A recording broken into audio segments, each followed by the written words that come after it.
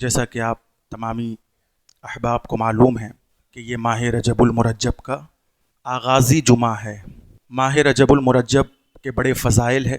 اس مہینے میں کثرت سے نوافل پڑھیں اور کثرت سے نوافل روزے رکھیں اور زیادہ سے زیادہ قرآن پاک کی تلاوت کریں، مسکینوں کو کھانا کھلائیں۔ یہ رجب کا مہینہ بہت اہم اور بہت پیارا مہینہ ہے۔ رجب کے مہینے کے سلسلے میں اعلیٰ حضرت نے فتاوی رضویہ میں بھی تحریر فرمائی ہے۔ رجب کا دوسرا نام شہر اصم ہے۔ شہر اصم کا معنی ہوتا ہے کہ یہ رجب کا مہینہ بحرا مہینہ ہے، یعنی اس مہینے کو بحرا مہینہ بھی کہا جاتا ہے۔ اب سوال یہ ہے کہ اس مہینے کو بحرا کیوں کہا جاتا ہے؟ تو اعلیٰ حضرت نے تحریر فرمائی ہے کہ چونکہ جتنے مہینے ہیں نا، یہ تمام مہینے کل قیامت کے دن اللہ کی عدالت میں پیش ہوں گے اور مسلمانوں کے اعمال کی گواہی دیں گے کہ اے اللہ، ہمارے ایام میں مسلمانوں نے اچھے کام کیے تھے، یا اگر برے کام کرنے والے ہوں گے تو ان کے بارے میں گواہی دیں گے کہ اے اللہ، ہمارے ایام میں، ہمارے دنوں میں، ہمارے وقتوں میں، ہماری ساعتوں میں ان مسلمانوں نے برا کام انجام دیا تھا۔ تو ہر مہینہ اچھے اور برے کی گواہی دے گا، لیکن ماہ رجب وہ مہینہ ہے، سبحان اللہ، کہ جب اچھائی کی بات آئے گی تو یہ اچھائی پر گواہی تو دے گا، نیکیوں پر گواہی دے گا، لیکن جب برائی کی بات آئے گی تو یہ بہرا ہو جائے گا، یہ بہرا ہو جائے گا، یہ کوئی جواب نہیں دے گا۔ تو مسلمانوں، آئیے سب مل کر متحد ہو کر ہم اس مہینے میں زیادہ سے زیادہ نیک اعمال کریں، زیادہ سے زیادہ درود شریف پڑھیں، زیادہ سے زیادہ نماز کی پابندی کریں، زیادہ سے زیادہ توبہ و استغفار کریں، تاکہ یہ مہینہ ہمارے لیے گواہ بن جائے اور قیامت والے دن ہمارے برے اعمال پر پردہ ڈال کر اچھائیوں کا ذکر کرے۔ اور دوسری بات یہ ہے کہ ماہ رجب یہ حرمت والے مہینے میں سے ایک مہینہ ہے، ماہ حرام ہے۔ ماہ رجب کیا ہے؟ ہاں، قرآن پاک میں ہے، سورہ توبہ کی آیت کریمہ میں ہے، منہا اربعۃ حرم، کہ اللہ کے نزدیک اسلامی مہینوں کی تعداد مقرر ہے، شوال، ذی قعدہ، ذی الحج، محرم، صفر، ربیع الاول، ربیع الآخر، ربیع، اس طرح سے یہ جتنے مہینے ہیں نا اسلامی مہینے، یہ سب اللہ کے یہاں 12، اس کی گنتی کتنے ہیں؟ 12 ہیں۔ ان عدۃ الشہور عند اللہ 12 شہرا، کہ اسلامی مہینوں کی تعداد اللہ کے یہاں کتنے ہیں؟ بول دیجئے، 12 ہیں۔ تو ان 12 میں سے 4 مہینے حرمت والے مہینے، 4 مہینے کیا ہیں؟ حرمت والے۔ ان میں سے ایک مہینہ رجب کا ہے، سبحان اللہ۔ حرمت والے مہینے سے مراد یہ ہے کہ اہل عرب زمانے جاہلیت میں، جب اسلام نہیں آیا تھا، جب دین نہیں آیا تھا، جب حضور پاک صلی اللہ علیہ وسلم کی آمد نہیں ہوئی تھی، تو اس زمانے میں بھی جب بتوں کی پوجا کرتے تھے، جب وہ چاند اور سورج کی پوجا کرتے تھے، تو اس زمانے میں بھی اس مہینے کی وہ لوگ عزت کرتے تھے، احترام کرتے تھے، اور اس کی حرمت کا پاس رکھتے تھے، اور آپس میں لڑتے نہیں تھے، جنگ و قتال کو حرام سمجھتے تھے۔ تو وہ زمانے جاہلیت کے کفار اور مشرکین بھی ماہ رجب کا، بولیے مل کر، احترام کرتے تھے۔ اب ہم اپنا محاسبہ کریں کہ ہم اس طرح کے مہینوں کا کتنا احترام کرتے ہیں۔ ہمیں اپنا محاسبہ کرنا ہے، کیونکہ زمانے جاہلیت میں وہ لوگ جو اللہ کو نہیں مانتے تھے، وہ بھی اس مہینے میں جنگ و قتال اور اختلاف اور جھگڑے اور فساد اور فتنے کو برا سمجھتے تھے۔ اور ہم مسلمان کسی بھی مہینے میں لڑ جاتے ہیں، ہے نا، کسی مہینے میں بھی اختلاف کر جاتے ہیں۔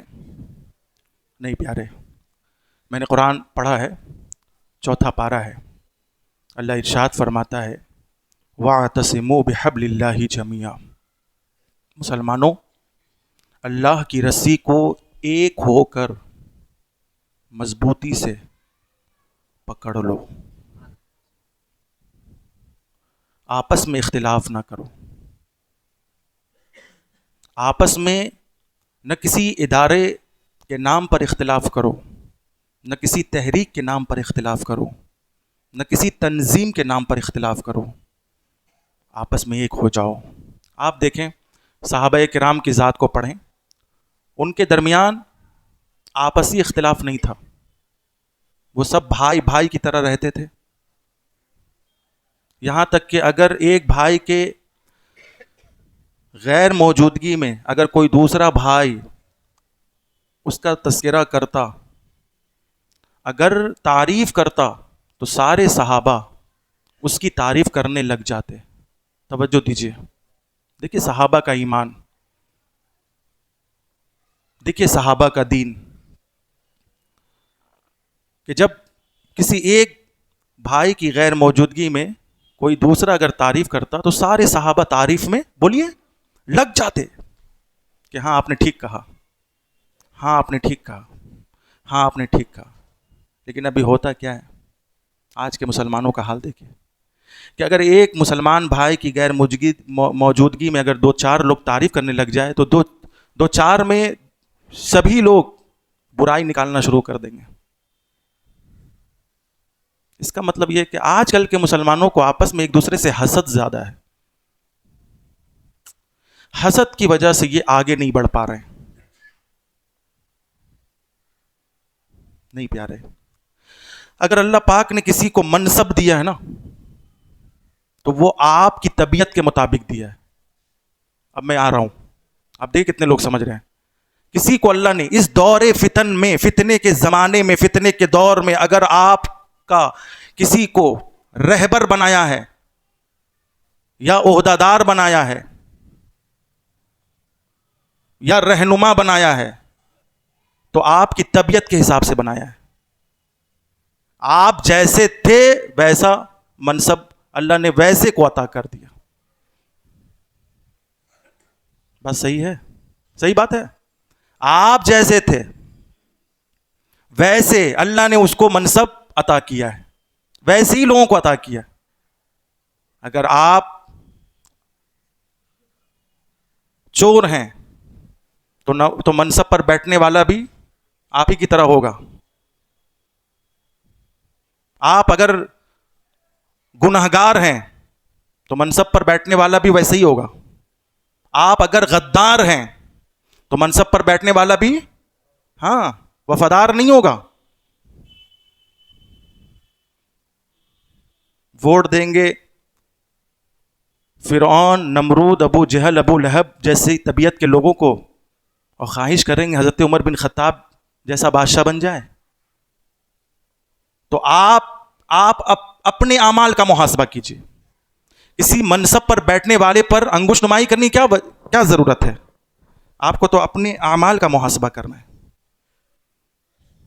ارے بھائی ہم لوگوں کا عقیدہ ہے، دیکھیے ہم مسلمان الحمدللہ ہمارا عقیدہ نا ایسا ہے کہ پہاڑ بھی ہمارے عقیدے کے سامنے نا ریزہ ریزہ ہو جائے، اتنا مضبوط عقیدہ ہے. ہمارا عقیدہ کیا ہے کہ اللہ کے توجہ اللہ کی اجازت کے بغیر ایک پتا نہیں ہلتا. تو اگر کوئی منصب پر بیٹھا وہ اللہ کی اجازت سے ہی بیٹھا ہے نا. اب آپ سارے مل کر اگر کوشش کریں کہ اسے منصب سے اتار دے اور اللہ اگر نہ چاہے پوری ایمانداری کے ساتھ بولیے تو کیا وہ اتر سکتا ہے؟ تو ویسے ہی جیسی رعایا ویسا بادشاہ. تو ہمیں چاہیے کہ مودی اور یوگی جیسی طبیعت کے لوگوں سے اختلاف کرنے کے بجائے ہاں آپس میں متحد ہو کر زندگی گزاریں. توجہ ہے نا؟ ہاں یہ ماہ رجب ہے، اس مہینے میں جنگ و قتال اور اختلاف یہ کیا ہے؟ بالکل ناجائز اور حرام ہے. اس کی حرمت کا پاس رکھیے. کسی پر انگلی اٹھانے سے پہلے آپ دیکھیں کہ جب آپ جس پر انگلی اٹھا رہے ہیں تو ظاہر سی بات ہے 3-4 انگلیاں تو آپ کی طرف بھی آ رہی ہے. وہ گواہی دے رہی ہے کہ پہلے تم اپنے کو دیکھ لو. توجہ ہے نا؟ اس لیے میرے بھائی اب یہ لڑنے کا وقت نہیں ہے, یہ اختلاف کا وقت نہیں ہے, یہ محبت کا وقت آ گیا ہے.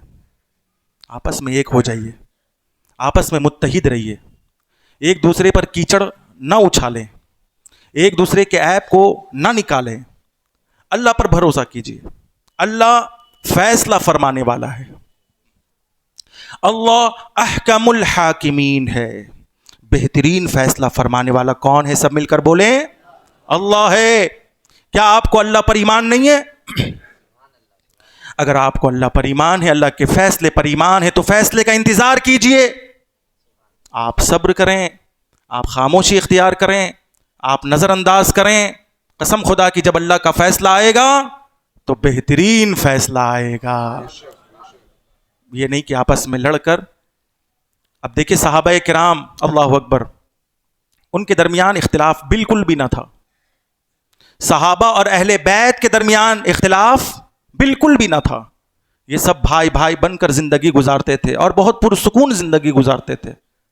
اور یاد رکھیں میرے بھائی, اتحاد میں زندگی ہے, اختلاف میں موت ہے. اتحاد میں محبت ہے, اختلاف میں نفرت ہی نفرت ہے. جو لوگ, جو بھی مسلمان, میں بڑی بات بتا کے جا رہا ہوں, جو بھی مسلمان اگر آپ کے سامنے اختلاف کی بات رکھے, فتنے کی بات رکھے, فساد کی بات رکھے, آپ سمجھ جائیے کہ وہ مسلمان نہیں ہے. اگر وہ مسلمان ہوتا تو وہ ملانے کی بات کرتا. بول دیجئے, وہ لڑانے کی بات نہیں کرتا.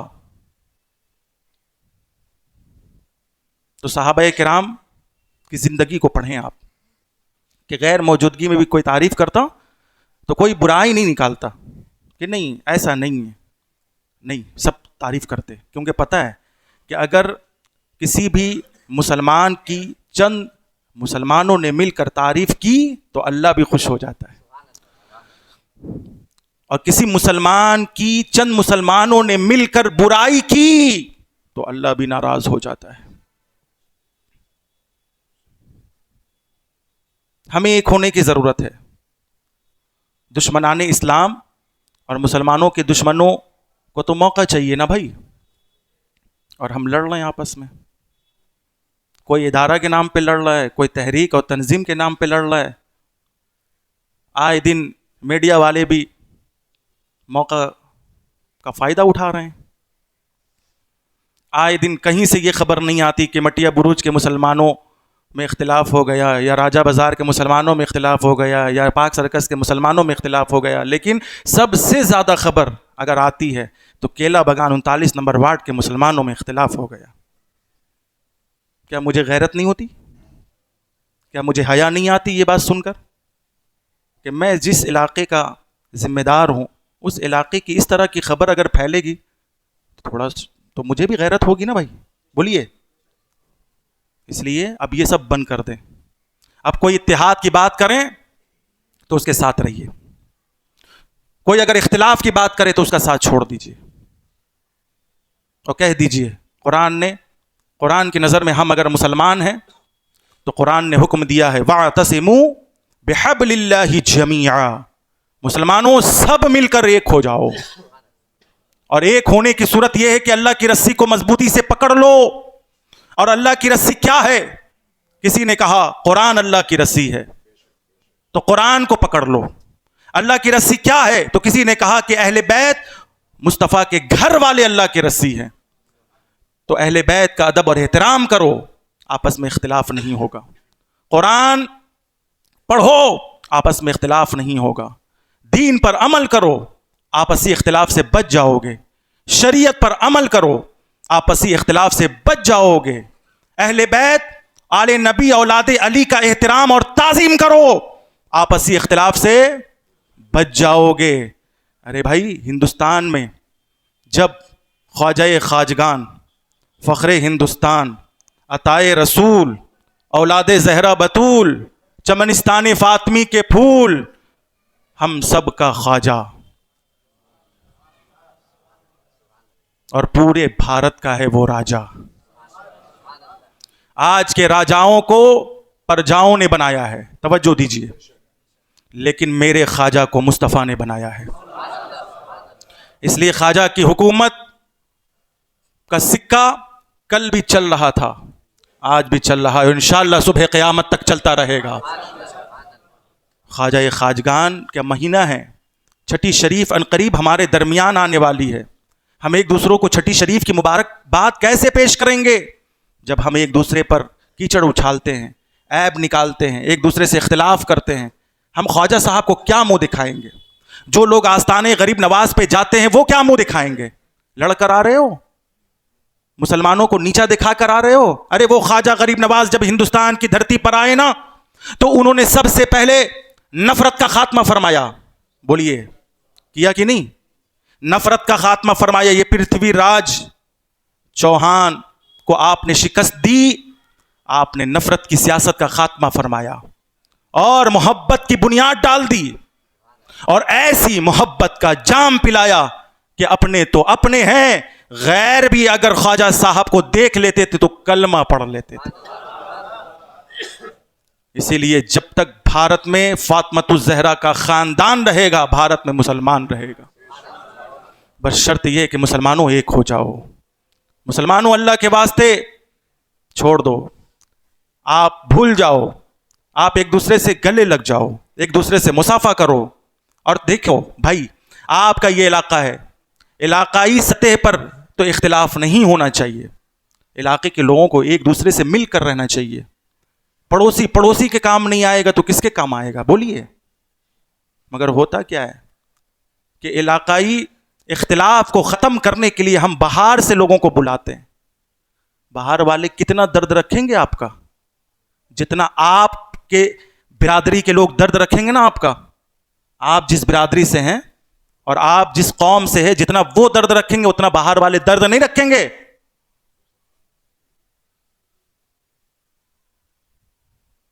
اسی لیے اپنے علاقے کو سدھاریں، اپنے علاقے کی اصلاح کریں، ایک دوسرے سے مل کر رہیں، باہر والوں کو بولنے کا موقع نہ دیں۔ اور باہر والا جو آتا ہے وہ کس عقیدے کا ہے آپ کو پتہ ہے؟ وہ کس فرقے کا ہے؟ وہ کس مذہب کا ہے؟ ہو سکتا ہے وہ اسلامی لباس میں کافروں والا کام انجام دے رہا ہو، کافروں والی تحریک چلانا چاہتا ہو، مسلمانوں کو الگ کرنا چاہتا ہو، مسلمانوں میں جنگیں اور قتال کرانا چاہتا ہو۔ اسی لیے علاقائی سب مل کر رہیں، اور علاقے ہی کو پہچانتے اور جانتے، باہر والے کو نہیں جانتے کہ باہر والے آ کر آپ کا فیصلہ کریں گے۔ اللہ کے واسطے میرے بھائی ایک ہو جائیے۔ یہ خواجہ صاحب کا مہینہ ہے، یہ غریب نواز کا مہینہ ہے، یہ ہندوستان کے راجہ کا مہینہ ہے، اور یہ اس خواجہ کا مہینہ ہے جو آل نبی اولاد علی ہیں، سبحان اللہ۔ یہ اس خواجہ کا مہینہ ہے جو حسنی حسینی سید ہیں، سبحان اللہ۔ یہ اس خواجہ کا مہینہ ہے کہ جہاں جاؤ تو وہاں سے کوئی خالی نہیں آتا ہے، سبحان اللہ۔ یہ خواجہ کا مہینہ ہے، یہ میرے آقا کا مہینہ ہے، یہ میرے سردار کا مہینہ ہے، یہ میرے سرتاج کا مہینہ ہے، یہ میرے داتا کا مہینہ ہے۔ وہ غریب نواز جنہوں نے 90 لاکھ کافروں کو کلمہ پڑھایا، وہ غریب نواز جنہوں نے 90 لاکھ مشرکوں کو ہدایت عطا فرمائی، سبحان اللہ۔ وہ غریب نواز، میں آپ سے پوچھنا چاہتا ہوں کہ آخر غریب نواز میں کیا بات تھی؟ 1 لاکھ نہیں، 2 لاکھ نہیں، 90 لاکھ کافروں نے کلمہ کیوں کر پڑھا؟ غریب نواز میں کون سی بات تھی؟ غریب نواز میں یہی بات تھی کہ وہ چاہتے تھے کہ ہندوستان میں جتنے لوگ ہیں اور جس مذہب کے لوگ ہیں اور جس دھرم کے لوگ ہیں آپس میں سب ایک ہو کر رہے۔ بس اسی چاہت نے 90 لاکھ کو کلمہ نصیب کر دیا، سبحان اللہ، اسی چاہت نے۔ تو بھائی غریب نواز کی چاہت یہی ہے کہ ہندوستان میں جتنے لوگ ہیں، جس دھرم کے لوگ ہیں، اس سے کوئی مطلب نہیں ہے۔ آپ بتائیں غریب نواز کے دربار میں جانے والے مسلمان سے زیادہ نان مسلم ہیں، اور مسلمان سے زیادہ نان مسلم فیض پا رہے ہیں۔ ہم نے سب سے زیادہ نان مسلموں کو دیکھا ہے سرکار غریب نواز کی چوکھٹ کو چومتے ہوئے، ہم نے سب سے زیادہ نان مسلموں کو دیکھا سرکار غریب نواز کی بارگاہ میں چادر چڑھاتے ہوئے. ہم نے سب سے زیادہ نان مسلموں کو دیکھا ہے سرکار غریب نواز کی بارگاہ میں روتے ہوئے, گڑ گڑاتے ہوئے. کیا پتہ چلا کہ یہ نان مسلم جان رہے ہیں کہ یہ جو خواجہ ہے نا, یہ صرف مسلمانوں کے خواجہ نہیں ہے. بول دیجئے. یہ نان مسلم بھی جانتے ہیں کہ یہ صرف مسلمانوں کے خواجہ نہیں ہیں, یہ ہمارے بھی خواجہ ہیں. یہ صرف گوروں کے خواجہ نہیں ہیں, یہ کالوں کے بھی خواجہ ہے. یہ صرف جو ہے امیروں کے خواجہ نہیں ہیں, یہ غریبوں کے بھی خواجہ ہیں. اور الحمدللہ جانے والا جاتا ہے تو محسوس کرتا ہے کہ ہم بادشاہ کے دربار میں آ گئے. اب ہمارا فیصلہ ہوگا. سال بھر انتظار میں تھے کہ اے اللہ, ہم سال بھر دعا کرتے تھے, اللہ ہمیں مال عطا کر دے, اللہ ہمیں دنیا کی بھلائی عطا کر دے, اللہ ہمیں آخرت کی بھلائی عطا کر دے, اللہ میں بے اولاد ہوں اولاد عطا کر دے. لیکن سال بھر کی دعا رنگ لائی جب غریب نواز میں پہنچ گئے. جب غریب نواز میں پہنچ گئے رنگ لے آئی دعا. تو اس لیے اگر آپ چاہتے ہیں کہ آپ کو اللہ عطا کریں تو غریب نواز کی چوکھٹ کو تھام لے, ان کے دربار کو تھام لے, ان کی بارگاہ سے جو ہے نسبت حاصل رکھیں, اور اس کی نہ سن کر اگر اللہ نے آپ کو دیا ہے ایک دن کے لیے صحیح, سرکار کی چوکھٹ پر حاضری دیں, اور سرکار کی چوکھٹ پر حاضری دینے کے بعد ان کے وسیلے سے, پنجتن کے وسیلے سے, اہل بیت اطہار کے وسیلے سے, سیدہ کائنات فاطمۃ الزہرا مخدومہ کائنات کے وسیلے سے اللہ سے مانگے تو اتنا عطا کیا جائے گا کہ نسلوں کا گزارا ہو جائے گا.